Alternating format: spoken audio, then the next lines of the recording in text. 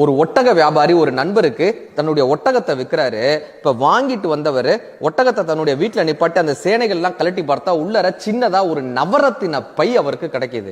எல்லா நண்பர்களும் சொல்றாங்க, இது இறைவன் உனக்கு கொடுத்த பரிசுப்பா, உன் வாழ்க்கையை முன்னேற்றதுக்காக இறைவனா பார்த்து கொடுத்திருக்காரு, நீ ஒட்டகம் வாங்கும் போதே அவருக்கு காசு கொடுத்துட்ட, அதனால இந்த நவரத்தின பை உனக்கு தான் சொந்தம்ன்றாங்க. ஆனா இவர் கேட்கவே இல்லை.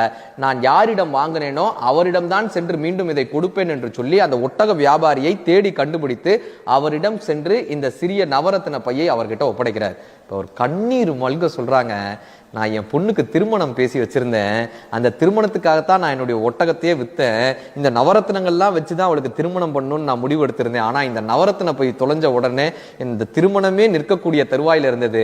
நீங்கள் அல்லாவை போல் வந்து இந்த திருமணத்தை காப்பாற்றினீர்கள், நீங்கள் எனக்கு இறைவன், நான் உங்களுக்கு ஏதாவது செய்யணும்னு ஆசைப்படுறேன், என்ன பண்ணணும்னு. இப்ப இந்த நவரத்தின பைய திரும்ப கொடுத்தவர் சொல்றாரு, நான் உங்களிடம் கொடுப்பதற்கு முன்னாடியே அதுல 2 கற்களை நான் எடுத்துக்கொண்டேன்னு. இப்ப அவர் எண்ணி பார்த்துட்டு சொல்றாரு, எல்லா கற்களும் சரியா தானே இருக்கு, 2 கற்களை எடுத்துக்கிட்டேன்னு சொல்றீங்களே, 2 கற்களும் சரியா இருக்கேன். இல்ல, அந்த 2 கற்கள் என்ன தெரியுமா?